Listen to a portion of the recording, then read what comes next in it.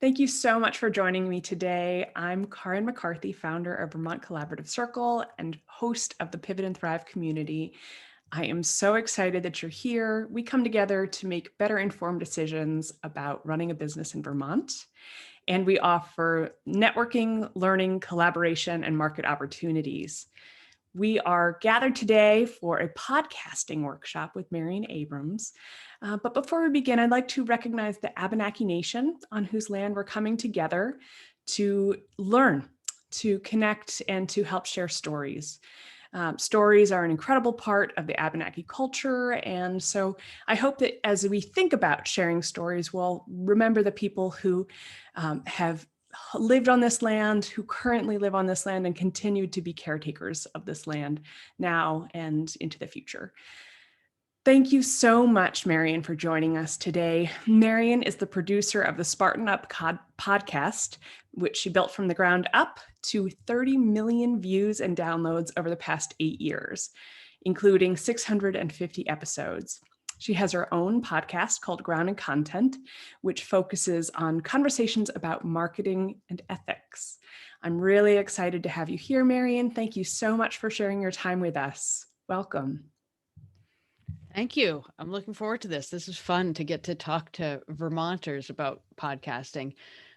Before we start, I don't know if you all have access to the chat or the best way to do this, but I would love to hear just if any of you have a podcast, where you're at in your podcasting journey. Maybe you could just type in the chat, like, I've already started, I have an idea, or I'm just pod curious. And that will help me kind of know where we're at in this conversation. Pod curious, excellent. All right, 2 for pod curious. All right, good. All right, perfect. So I am going to, that's really helpful. I'm going to share my screen here. Let's make sure, let's see if I'm doing this right. 1 second. Haven't started a podcast, but I have an idea. All right, great. All right, let me just open up the presentation. Oh, hold on a second. This is always the hardest part, right? No matter how much you practice. Me too. Oh, absolutely. It doesn't matter if you know, like, you've run through it before, but okay. So let me just share screen. Thank you for your patience. There we go. All right. How's that? Can you all see that? Yes. Get a nod. Okay. So I'm going to talk about 3 things in this presentation. I'm going to talk about what is a podcast. I'm going to talk about why you should start a podcast, and I'm going to talk about how to create one.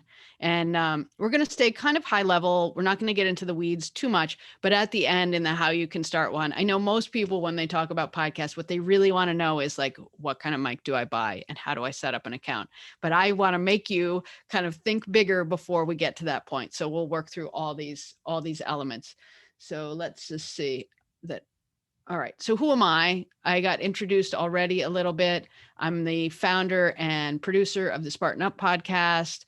And in growing that podcast over the last 8 years, we have reworked and reframed the podcast many times. And we've worked with multiple hosts. So one of the things that I do there is coaching all of the different hosts.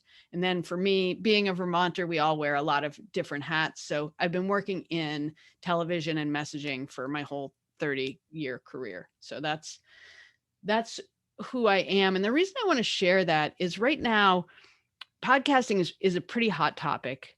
And I don't know how many of you have been playing around in Clubhouse a little bit. There's a lot of conversation on Clubhouse, and there's a lot of rooms with titles like, make money today with a bunch of money bags and the word podcasting. And there's some great free information and there's some really bad information. So I would just caution you to be thoughtful about where you're getting your information. So what is a podcast? Okay. Here's the kind of the nitty gritty. What a podcast is in my sort of framework is spoken word audio, but spoken word audio that is distributed to multiple channels. So the way that a podcast works is you create your episode, which is your audio file, and that's your edited piece. And we'll talk about what that is. But once you do that, you load that file into an account from a hosting service. And that hosting service will distribute that file to all of the channels. So Spotify, Apple Podcasts, Pandora, Amazon. If you're a podcast listener, you might know about all the podcatchers, like I like to use Overcast, Alexa, websites, all those places. So if anybody's telling you, pay extra to get your show on Spotify, or I have a consultant that will, get you on Apple or something, like, just be wary of those kind of things. Because if you have a podcast and you're working with a podcast hosting platform, that platform will distribute your show to all of the channels. So that's how a podcast works. I've got this on two screens so I can see my notes. So that's why I'm not always looking at you guys. So what is a podcast, right? When you create a podcast, you want to create a podcast that is true to your unique voice, because there are a million messages out there. There are a million podcasts out there. So what format can your podcast take? Well, it doesn't have to be whatever you're hearing. There are podcasts that are solo. That means it's just you speaking to your audience. Of course, there are interview podcasts. There's co-hosted podcasts with two hosts. There are also narrative format, dramatic, comic, and there are documentary podcasts with tons of editing that build a story with multiple voices. And then there are podcasts that are combinations of these. So some people will have a podcast where, every Monday they do a solo tip and every Wednesday they have an interview. And that brings us to the second part. And I just want to let you know, I'm going to try to get through all of this stuff, the nuts and bolts, quickly, so that we can have a little bit of a conversation at the end. So if it feels like a fire hose, I apologize. I just want to get through all the big picture stuff and plant those seeds so you have some ideas that we can kind of talk about. So in terms of the schedule, same thing. There is no set schedule for a podcast. There's no magic requirement. You could be weekly. You can be a seasonal podcast, just like a TV show has seasons. You could do 10 episodes and then take a break until the next year, do another 10. You could do winter and summer. A lot of people do event-based podcasts. So say you have a wine tasting event. You could do 10 episodes, one a week in the 10 weeks leading up to that event to kind of build up enthusiasm and excitement for the event. Or you could conduct interviews at your wine tasting and publish one interview every week for the 10 weeks after your event. So you could do an event-based or a finite series that way. Very timely content. One of the biggest growth areas in the last year in podcasting was news and politics. And there was huge growth in news and politics shows around the election this year. So maybe it's a very timely subject, or the opposite way, evergreen content. So our podcast, Spartan Up, most of the episodes are as relevant today as they were 5, 6, 7 years ago. And what that means is we continue to accrue downloads and listens from our back catalog as well as our current episodes. And that's something to think about when you're structuring, how you build your episodes, but also if you're thinking about monetizing. Okay, so why podcast, right? This is the most important question I really like people to ask. Why? And it's not the why, like you've heard people talking about know your why in business, right? And I don't mean know your why. I don't mean because you care deeply about the environment or community. I mean your why specifically for podcasting. What is it that you want podcasting to do for you? Do you plan to monetize and sell sponsorships? Do you want to deepen your brand's engagement? Do you want to get your message out? Is there something that you just feel passionate about that you feel like people are not discussing right now and somebody's got to get that message out? Is it just self-expression? A hobby podcast could be just as viable as a creative outlet as having a watercoloring hobby or crocheting or painting, right? You can make a podcast as simply a creative expression for yourself. Maybe you want to network. A lot of people podcast as a way to use those interview engagements as a door opener to meet potential business contacts or colleagues or people they want to learn from. You may want to reach new audiences. Maybe you already have a community in one platform and you want to engage with them in a new way, in a new place. Or you have a community that you want to convert into customers, right? Because podcasting is a really intimate, close, deep level of engagement.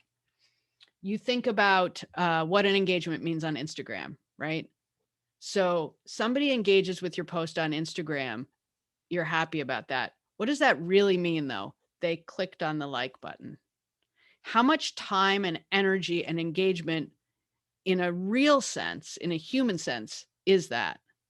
With a podcast, when you get one download, there's a good chance that person is listening for 30 minutes. You are in their ears talking to them on a one-on-one conversation in a really deep personal way. Okay, so here's some numbers to look at. Okay. Sorry, one sec. I just gotta make sure I don't miss. I get so excited about this, I miss stuff. So I want to make sure I'm including anything. Okay. So, and then obviously, okay, why podcast? Because people are listening, and people are listening no matter what you're talking about. This is about 6 months ago, this data, but listens are continuing to grow. There was a lot of concern around the beginning of the pandemic that listens were dropping because people weren't commuting. All that's happened is that the time of day has changed. So there's not a huge spike in the morning and a spike in the afternoon. People are listening all day. Okay. But people are listening while they do other things. And this is one of the most valuable kind of secrets, I think, about podcasting. And that is that you've probably heard about the attention economy, right? This idea that if you have a message to go out, what you're really competing for is the attention of people. And that's how you bring people to your message. So there's a finite period of time in the day, right, that people are available for you to fight for that attention. If you have an article or a YouTube channel or, an Instagram post, whatever that is, it's that time when people are on their computer and engaging. But a podcast opens up a whole new window of time, because a person can be engaged deeply in your podcast while they're going for their walk, going for their run, commuting, doing dishes, folding laundry, painting, whatever it is they're doing. So you've just opened up a whole new avenue to access your audience. So it's very powerful from that point of view. Okay, now here's the reality check. So getting real here, there's a lot of baloney about, podcasting out there and how it's going to be easy to access your audience and convert them, right? Apple, my phone is ringing, turn that off. Apple doesn't release their data or their algorithms, just like Google doesn't release their data or their algorithms. But some of the hosting platforms, and those are those companies where you upload the file and it distributes it everywhere, they are releasing their data. And they have a large data set that they're giving out the averages from. So based on people who host at Buzzsprout, which is one of the larger podcast hosting companies, as of 7 days out from publication, if you have 73 listens to your podcast, you are in the top 25%. Think about that. Now, the numbers will increase. Generally, the measure is 30 days out. And like Spartan Up, we have about, we're in the top 5%-ish in our audio downloads, not based on this, but based on 30 days out. The numbers vary, but basically the standard measure is 30 days out. But this is the reality. And so it's important that you think about what this means as you design and grow your podcast. I talked about what engagement means. If you have 73 people, if you post something on Instagram and 73 of them click like, you're probably feeling pretty good about that. Again, that was this, right? That was a click of a finger. If you have 73 people that are actually listening to your show, and there's a very high percentage of people that listen all the way through shows once they start to listen, you're getting a deep level engagement. The other thing to think about is, what is your audience? If you're speaking to the right 73 people, that can be very powerful. There's a podcast out there. She has a podcast specifically around food trucks. When she was in the under 500 downloads per episode range, and that was at 30 days, where these numbers should be higher, right? She was able to monetize that. She was able to get significant sponsorships because there were businesses that wanted to speak to her specific audience, right? So it's great. You get 1 million downloads, but if those are a cross section of the population, for a sponsor, that may be less valuable. Or if you have a specific message, say you are teaching Vermont crafts, right? And you have a podcast and you only want to speak to Vermonters who are interested in crafts, 100 people could be a very good audience for that, right? So just think about your numbers in that realistic way. The other thing that I really want people to think about is before they start is what's your show structure and what makes you worth listening to, right? Why is your podcast something that your audience wants to hear? These are really important questions. And the questions that people come to me with when they're starting a podcast are, what mic should I buy? And how do I start an account?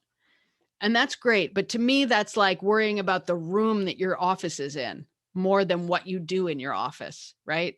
It matters. You still need the room, but it's really not the hard part. It's not the important part. So I hope you'll ask yourself these questions. What makes you worth listening to? What does your audience need to hear? What are they looking for? What's the best way to convey that information? What's the best show structure? And then the key is, what does success look like for you? If you start and success for you looks like, I just want to have something that I feel proud of, that's an expression of my message, then you know what that is and you can measure against that, right? But if success for you looks like having a certain number of sales at a certain number of CPAs, you're going to set things up differently. So think about what success looks like for you, and then you can design your show with the flow, the structure, your open, your close, the kinds of guests that you want. Okay. We're still doing good. I'm cranking through this stuff so that I hope you have questions because I'm going through this really fast. All right. So what do you actually need to launch a podcast? The actual nuts and bolts. Okay. You need a plan. That's what we talked about. You need a show structure, right? So is it an interview? Do you have tips? Do you have tips one day, interview another? Do you have an open, right? Do you have a music that comes up at the beginning and then you introduce your guest? Then maybe you have the spotlight of the day, and then you have your conversation, you have your close, you might have your call to action. What's your show structure? What's your plan? You do need a microphone. I highly recommend it. There are microphones. Actually, the mic I'm using right now is about $65. It has a USB plug. It's a really good quality mic. And it's versatile, right? So there are reasonable microphones. I do highly recommend that you do invest in a microphone. You need to decide what the name of your show is. What's the title of your podcast? And I would recommend that you go on Apple Podcasts or whatever your podcast app is, and you do a little search and you see if somebody's already got the name before you choose it, right? Show art. Again, if you look at podcasts if you're a podcast listener, you know that there's a little square image, and that is what people see, right? So you're going to need to design your show art. This is your kind of your bare minimum, right? You're going to need to sign up with a hosting service. There are free ones and there are paid ones. Generally speaking, you get what you pay for. I don't really recommend the free services. But again, it depends on your goals, right? If this is really just your self-expression and you really don't want to invest in it, but something like Libsyn, which is the kind of industry standard hosting, will cost you about $20 a month. So it's not an outrageous fee. You will need editing. So you're either going to need to hire an editor or you're going to need to learn how to edit. There is free software out there that's actually really good, but you have to learn how to do it. And I like to tell people that, it's not about the software, right? Because if you've ever written anything, it's not about whether you have a pencil, right? It's not about the paper. It's about like honing your craft and practicing and getting better. And then you'll want to have a trailer before you launch. That's a 2-minute kind of teaser that explains what your show is about. And then you're going to submit your feed in advance to Apple. And number 9, you're going to need a promotion plan. Because if you've had a blog post that was fantastic, you may have experienced this. You write an article, it's amazing, and you can't get people there to read it. You need a promotion plan. You need a way to drive people to it. In fact, the biggest predictor of high download numbers for a new podcast is an existing audience. So if you have a great email list and you can bring people over to your podcast, that's the best, sort of first quick shortcut. Not that you can't grow an audience, but that's sort of like the fastest shortcut to bring them in. So you need a promotion plan. I have a list here of kind of the steps on every episode. If you have an interview episode, I'll go through that real quickly and then we'll open it up for questions. Okay. So if you have it, and I like to go through this, not so much because this is going to be your plan, but podcasting is such a great tool for self-development, self-expression. I've coached podcast hosts where they say it was the best thing they ever did for their executive presence, for self-awareness, for understanding the message that they want to convey in their business as well. That level of coaching that I do with clients, it has so many other benefits, even if you have a finite number of listeners.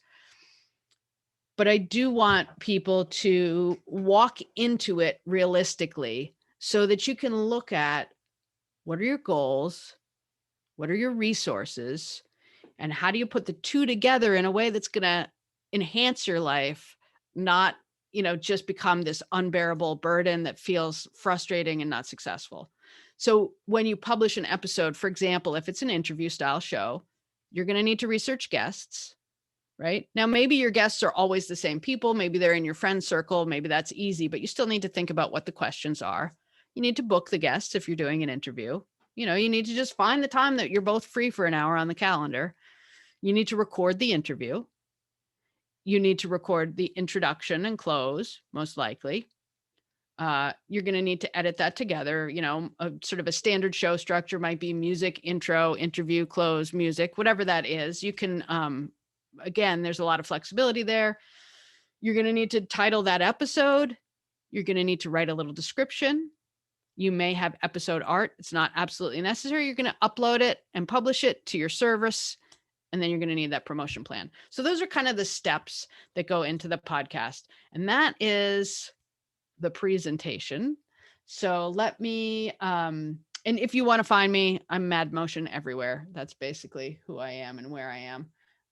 So I'm going to unshare. Let's see, stop sharing and open it up to questions. Thank you so much. Yeah, I want to say, everyone, this was so rich and full, and I'm so excited to see what questions and ideas folks have. If you want, we could make this a discussion. If you want to take yourself off mute, you don't have to write your questions in the chat. Let's talk. Let's make this real. Yeah. Thank you. I have a question. Yeah, please. Thank you for that. That was really, really full of information. Overwhelming, right? I just don't know what submit feed in advance to Apple means. Got it. Yeah.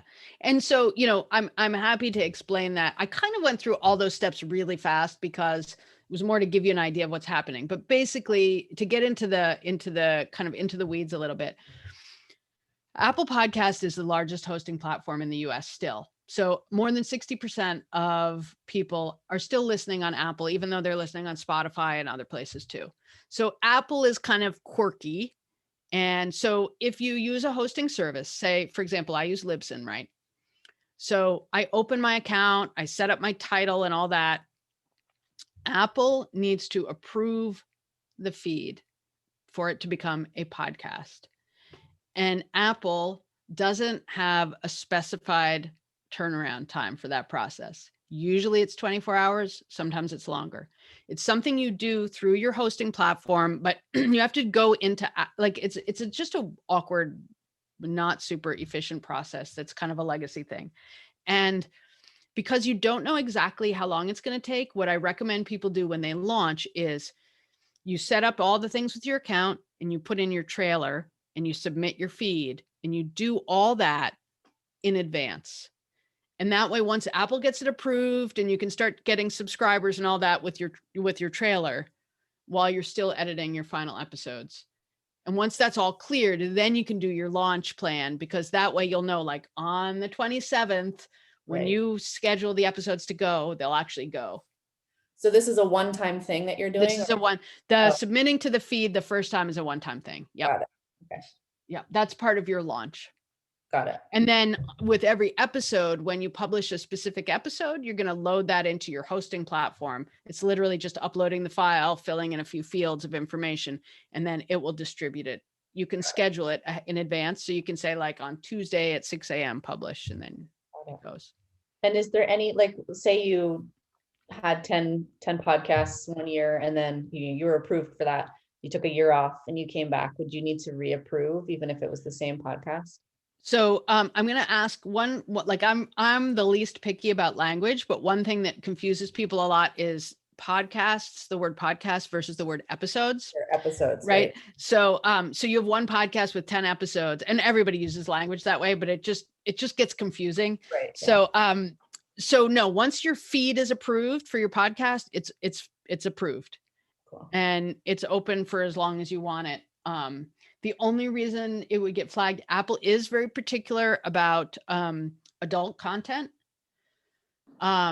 So if you have like adult content or even like language, swear words, that kind of thing, you have to check a little box that says explicit.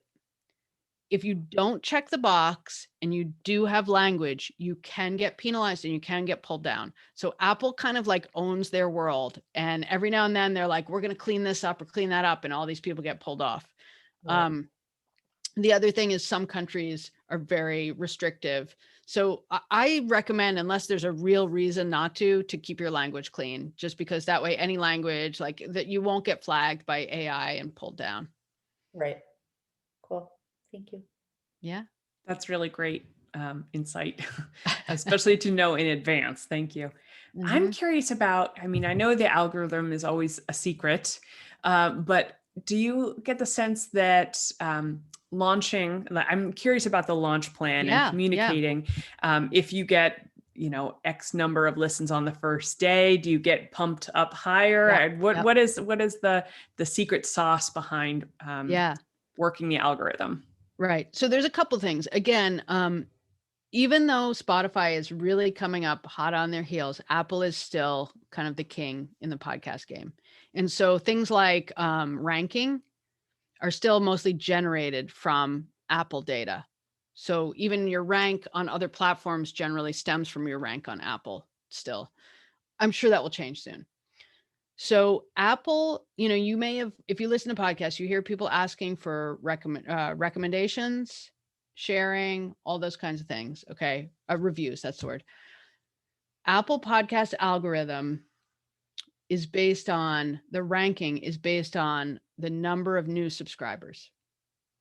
So the good news is if you're a new podcast, that actually gives you an advantage, because it's easier to get new subscribers, right? It kind of gets you level footing as opposed to total numbers. So it's interesting, if you see somebody top rank, it doesn't mean they have the most listens or the biggest audience. It means, and I don't know the exact algorithm, but it means within a recent period of time, they had the most new subscribers. The new and noteworthy, there is no algorithm. So if you're on Apple and you're looking at the new and noteworthy, which is like kind of the posters and the banners up front, that's editorial. So that's who you know, or, if there's somebody finds you super engaging, that's choice of their team. It's not AI. So the ranking is new subscribers. The new and noteworthy is primarily, now, if you bump way up in the ranking, that may get their attention and that may help you. Reviews are really helpful for just kind of social proof, because there are no public numbers. If you have a significant number of reviews, that can be helpful, because when people are coming into the new podcast world and they search and they look up, yoga or, whatever they're looking up, and there's hundreds of podcasts, how do they know? They know from the artwork. They know from the first 15 seconds when they listen. They know whether there's significant reviews. Those are just signals that kind of tell people this might be a good podcast.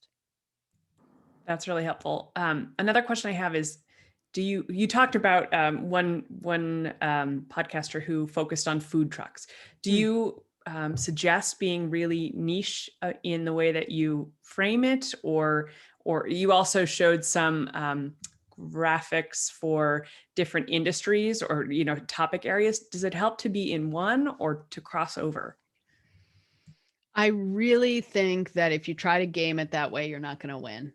So really, like, you need to understand what your message is, right? And this is something I work with clients on so much, is like, who do you want to be and what do you want to get out of it, right? So if what you want to get out of it is, top of the funnel new leads, and your business is, I don't know, fitness coaching, then don't worry about whether you're, what's the best category to be in, right? Because you have a message that you want to convey, it's going to fall into the category it's in.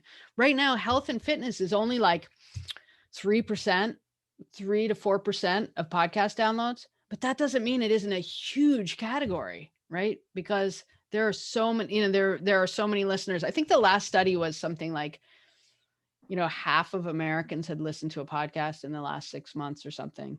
And most people that listen to 6. If you listen to a podcast, you listen to 6 podcasts. Thank you. You guys have any other questions?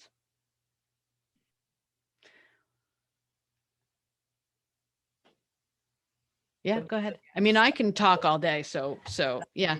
But what do you know about like podcasts for kids? How I don't know much about it, but my thing is telling stories to kids at this moment, and I don't have a podcast, but I'm just curious about what that's like right now. It's definitely a growing space. I don't have numbers and data, but I've seen a lot of the bigger players starting to get into this space, which tells me that this is like that there's a hunger for that, especially right now, right, where people want their kids off devices and off of screens, but yet they need to be entertained. So I don't have data for you, but I do know that is a growing space. Yeah, definitely. And Katie, I'm so excited for you to launch this. I'll be a listener. Well, Mo and I have been talking about this, my co-teacher, because he's a fantastic storyteller. Yeah. I mean, storytelling is so great, and there's so much you can do there. There's so much fun you can have with sound design too. And if you get into that space, there's a colleague, a woman that I work with who's a real expert in that, who does comedy and narrative podcasts. She's worked in radio for years, and I don't know if she has any courses out, but she's a great resource. What's her name? Her name is Lisa Orkin, and it's Radio Ranch is her company. Cool.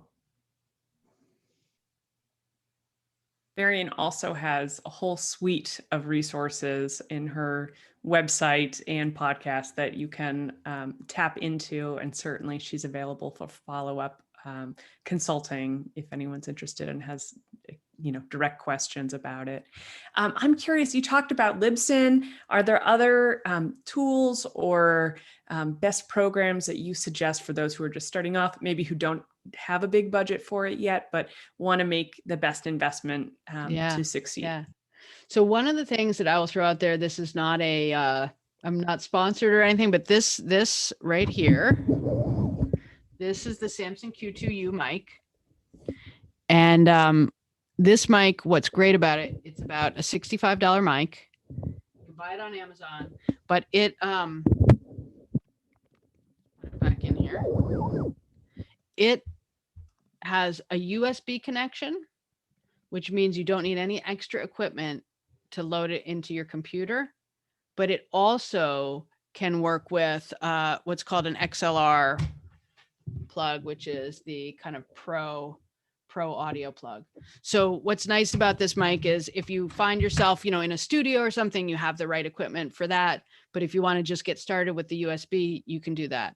So mic, and then in terms of software, if you're recording remotely, there's a bunch of different programs. Probably I would recommend either Squadcast or Riverside.fm, depending on whether you're doing audio only, or if you're adding video, but those allow you to record remote conversations. If you're recording in person, you're going to need a digital recorder. When you get to the edit, Audacity is free audio editing software. I have not used it myself, but it's highly recommended. A lot of people use it.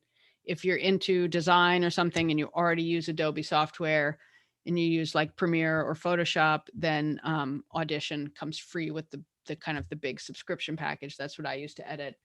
Another really nice tool is, sorry, I need water. I've used Audacity. Yes. Another nice tool that I like to use is Otter AI. It's a transcription software, and I find that really handy. You're going to need to clean it up after you when you read it through, because it is AI, but it's pretty good, and it's really good for like either sharing notes with an editor, but also I use it to pull quotes for social media and stuff like that after my episode is done. It's just a handy tool that's pretty inexpensive. Transcription can get not super expensive, but it can be pricey. And so Otter AI, it's like $10 a month or something for, I've never exceeded the maximum. And you can share notes that way too. Pretty handy. Other tools.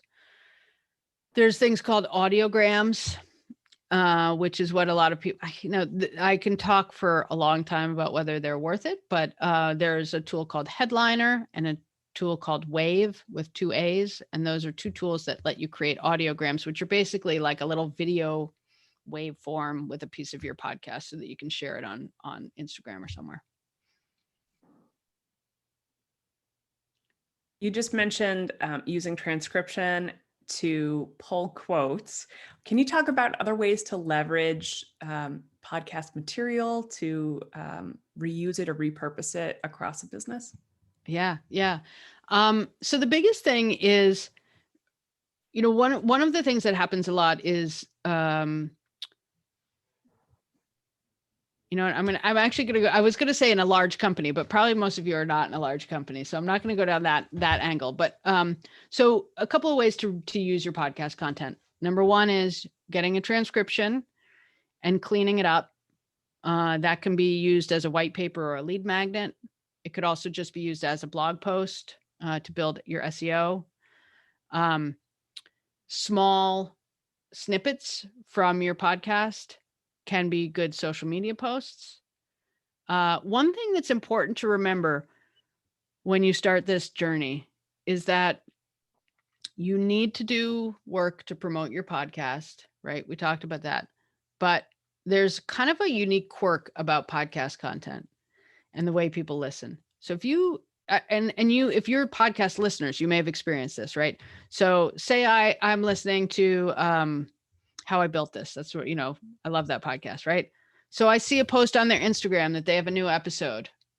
I see that post. It triggers my mind that I want to listen to that. And then 6 hours later, when I'm driving to pick up my kids, I open up iTunes or I open up Spotify and I play that episode. But what does that mean? It means if you're somebody who works in social media, there's no tracking for that. So it looks like you have very low engagement on the post, but yet the post was effective.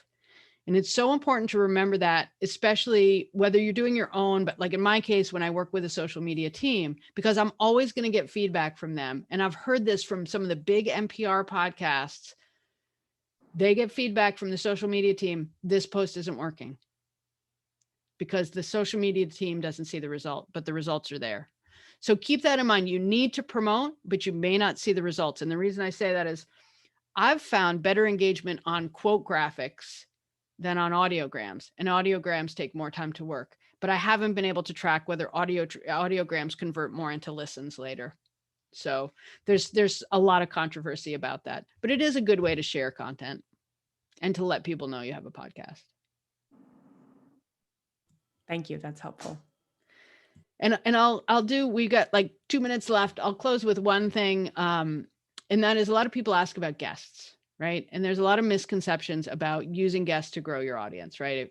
Maybe not so relevant in a storytelling episode, but people are very much listening to, specific episodes. They're going to key in on the title. And a lot of people say, oh, I should get a really famous person on my podcast that will grow my audience.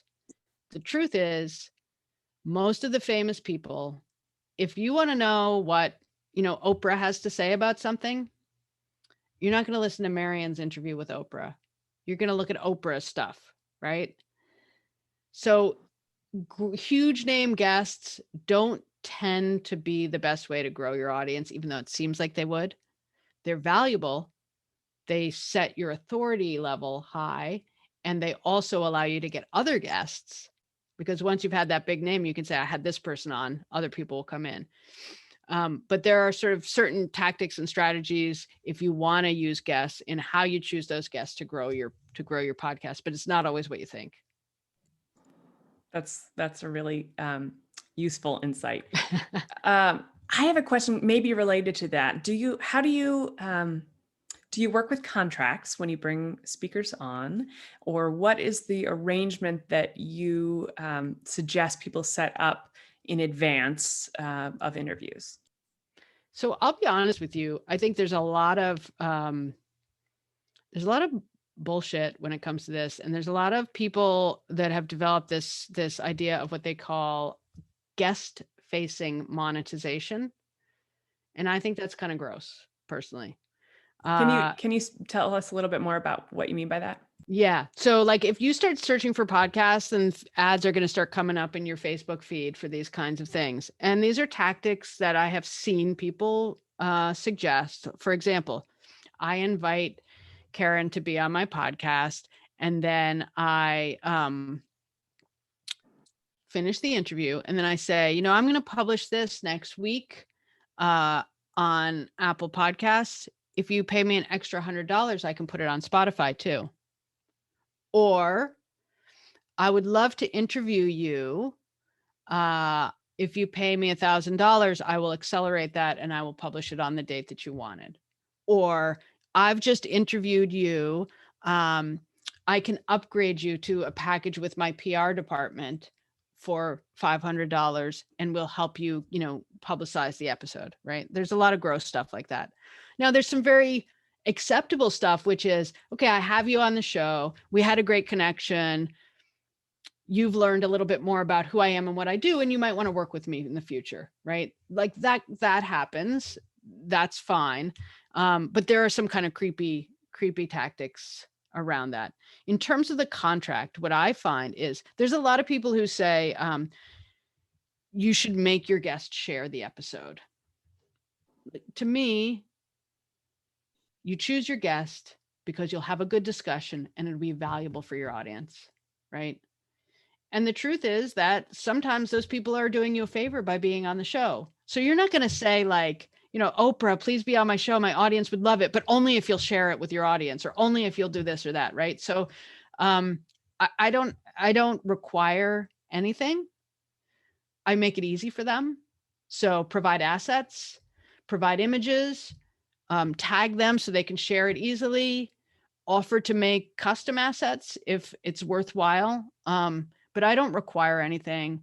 It doesn't hurt to have a release saying you have the rights to use their material, especially if you're going to repurpose it in multiple platforms and there's a chance that there could be some monetizing coming down the line with the material.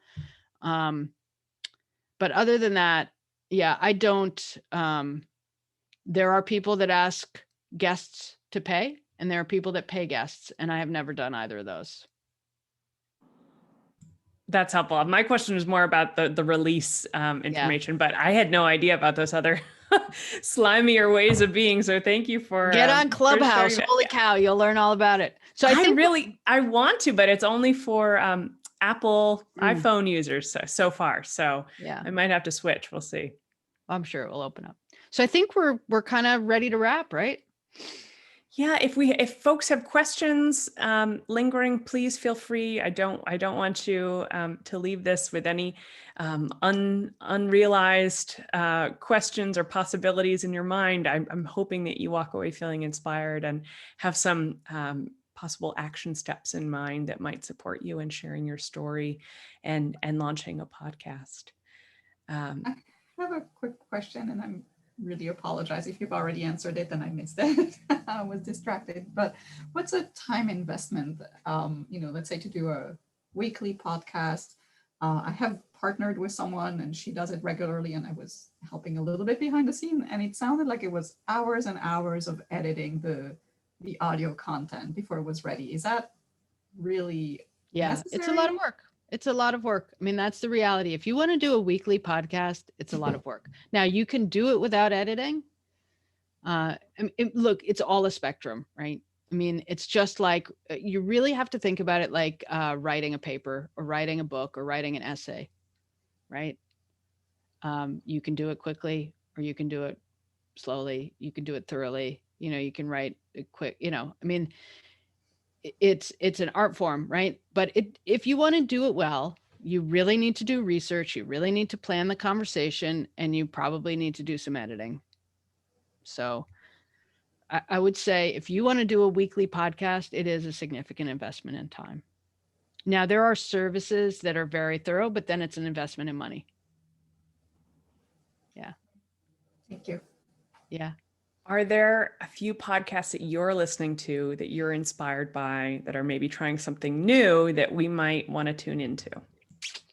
That is a great question. So I will actually mention the woman I mentioned, Lisa Orkin. She has 2 podcasts that are really different. One is called Project Woo Woo, and one is called the Lisa Upside Down. These are both narrative comedy podcasts with a lot of sound design. They may or may not be to your taste, but they're definitely different from what's happening in most of the podcasts out there. Awesome. Thank you. All right. And you can reach me at Mad Motion everywhere, right? So I'm Mad Motion on Twitter, Mad Motion on Instagram. My website is madmotion.com. I think I'm even Mad Motion on LinkedIn, Mad Motion on YouTube. And if you have a question, send me a note. Well, we know how to find you. Thank you so much. Marion, it's been just a pleasure. I'm so grateful to you for sharing your time and talents with us. And I hope that this has sparked some inspiration and vision of possibility for new ways that you might reach your audience or expand your audience by telling your story in a new and meaningful way. Thank you for sharing your insights. And I hope that folks will reach out to you with their questions as they move this idea forward into reality. May I do one? I'm sorry, I didn't. Yeah. I just realized it really helps me as I do these talks and I get better at it. If you would write what kind of your one takeaway was in the chat, that would really help me as I kind of hone and improve these presentations. That's fantastic. Absolutely. Yeah. I'm so grateful to everyone for spending the hour with us today. Thank you. I know the sun is out and beautiful and competing for attention, but I'm really glad that you made the investment of this time, and I'm looking forward to connecting with you more in our Pivot and Thrive community. We have some exciting events coming up next week. On Tuesday, we have a workshop with Emily Ely called How to Grow and When to Hire, for the solopreneur to CEO transformation. And so I'm really looking forward to connecting and learning about how we can scale our businesses to succeed faster and better. And on Thursday, actually, Alex is going to be sharing a workshop with us about appreciative inquiry and adding a little sunshine to your life using appreciative inquiry. Thank you, Alex, for sharing your time and talents in that. And we're putting on a wellness fair this spring. On Wednesday morning, we have a planning meeting to talk about ways that we can come together and collaborate to create new market opportunities related to a wellness fair. So I look forward to seeing you all in those spaces, and please spread the word. Thank you, and have a lovely day. And it's so fun to see. I just want to read the inspirations that people have. So one of the takeaways was breaking down each of the steps that need to happen helps me bring the raw enthusiasm into reality. And thank you for some positive feedback about this space. That's great. All right. Thank you so much. Take care, everyone. Have a great day. Thank you, Marion. Yeah.